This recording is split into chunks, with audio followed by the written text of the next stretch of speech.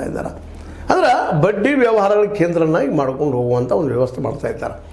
ನಿಜವಾಗಿಯೂ ರೈತರು ಹೌದು ನಾವು ರೈತ ಸಾಲ ಕೊಡ್ತೀವಿ ಅಡ್ಡಿಲ್ಲ ಕೊಡ್ರಿ, ಭೂಮಿ ಇದೆ ಅದನ್ನು ಕೊಡ್ತೀರಿ, ಅದ್ರ ಎಷ್ಟು ಮಟ್ಟಿಗೆ ಕೊಡ್ತೀರಪ್ಪ, ಬೆಳೆ ಸಾಲ ಅಷ್ಟು ಕೊಡ್ತೀರಿ, ಭಾಳದ ಬಡ್ಡಿ ಇಲ್ಲದ ಸರ್ ಒಂದಿಷ್ಟು ಉಳಿದ ಕಡೆ ಈ ಅದನ್ನು ಡೆವಲಪ್ ಮಾಡೋ ಸಲುವಾಗಿ ಬೇರೆ ಬೇರೆ ಕಂಪನಿಗಳಿಗೆ ಅಲ್ಲೇ ಇಲ್ಲಿ ಕೊಡುವಂಥದ್ದು ರೈತರ ಡೆವಲಪ್ಮೆಂಟ್ ಅಂತ ಹೇಳಿದ್ನಲ್ಲ ರೈತ ಸಂಘಟನೆ ಇರ್ತದೆ ಅದ್ರ ಕೊಟ್ಟು ಮತ್ತೇನೋ ಮಾಡುವಂಥದ್ದು ನಮಗೆ ಇವೆಲ್ಲ ಗೊತ್ತಿದ್ದ ವಿಷಯ ಅದ, ಎಲ್ಲ ನೋಡಿದಂಥ ವಿಷಯ ಅದ. ಇವರೆಲ್ಲರೂ ಹೆಚ್ಚು ಒಂದೇ ರೀತಿಯಲ್ಲಿ ಒಂದಿಷ್ಟು ಅದ್ರ ಪ್ರಾಮಾಣಿಕರು ಹೆಚ್ಚಿರ್ಬೋದು, ಕೆಲವರು ಇನ್ನು ಕೆಲವೊಬ್ಬರು ಅಪ್ರಾಮಾಣಿಕರಿರ್ಬೋದು, ಆ ಮಾತು ಬೇರೆ.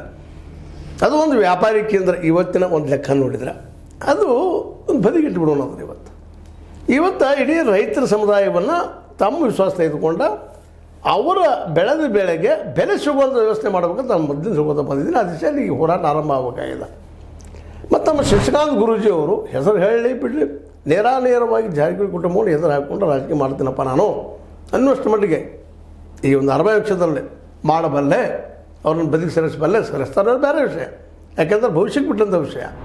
ಬಾಲಚಂದ್ರ ಜಾರಕಿಹೊಳಿ ಅವರು ಏನು ಸಾಮಾನ್ಯರಲ್ಲ, ಸತೀಶ್ ಅವರು ಏನು ಸಾಮಾನ್ಯರಲ್ಲ. ರಾಜಕೀಯದಲ್ಲಿ ಇವತ್ತು ರಾಜ್ಯ ಮಟ್ಟದಲ್ಲೇ ಒಂದು ಮುಖ್ಯಮಂತ್ರಿಯ ಸ್ಥಾನವನ್ನು ಪಡೆಯುವ ಸಮೀಪದಲ್ಲಿದ್ದಾರೆ ಅವರು. ಒಬ್ಬ ಮುಖ್ಯಮಂತ್ರಿ ಆಗೋವನ್ನು ತಪ್ಪಿಸಿ ತಾವು ಹಿಡಿಯುವಂಥ ಸ್ಥಿತಿಗೆ ಬಂದಿದ್ದಾರೆ. ಅಂದರೆ ರಾಜಕೀಯವಾಗಿ ಅಷ್ಟು ಪ್ರಬುದ್ಧರಾಗಿದ್ದಾರೆ. ಇವತ್ತಿನ ರಾಜಕೀಯ ಏನದಲ್ಲ ನಮ್ಮಲ್ಲ ರಾಜಕೀಯ, ಇದು ರಾಜನೀತಿ ಅಲ್ಲ. ರಾಜನೀತಿಯಲ್ಲೇ ನೈತಿಕತೆ ಇರ್ತದೆ, ಇಲ್ಲ ಅದಿಲ್ಲ. ಗೆಲ್ಲೋದಕ್ಕೆ ಏನು ಬೇಕಾದ ಮಾಡಿ ಸಿಂಧದಂತ ಲವ್ ಆ್ಯಂಡ್ ವಾರ್ ಬೇಕಾದ ಮಾಡಪ್ಪ ಗೆಲ್ಲಬೇಕಾಗಿದೆ ನಮಗೆ ಅಷ್ಟ ಆ ಸಿದ್ಧಾಂತ ಅವರೆಲ್ಲ. ಇವತ್ತು ಕತ್ತಿ ಇರ್ಬೋದು, ಜಾರಕಿಹೊಳಿ ಇರ್ಬೋದು, ಮತ್ತೊಬ್ಬರು ಇನ್ನೊಬ್ರು ಇರ್ಬೋದು. ಆದರೆ ನಮ್ಮ ಶಶಿಕಾಂತ್ ಪಡಸಲಗಿ ಅವರು ಅದರಲ್ಲೂ ಒಂದು ಸಮಾಜವಾದ ನೆಲಗಟ್ಟಲ್ಲಿ ಬೆಳೆದು ಬಂದಂತಹ ನಮ್ಮ ಮಾಧವಾನಂದ ಶ್ರೀಗಳ ಒಂದು ಇಂಚಗಿರಿ ಮಠದ ಸಂಪ್ರದಾಯದಲ್ಲಿ ಬೆಳೆದು ಬಂದಂಥ ವ್ಯಕ್ತಿ.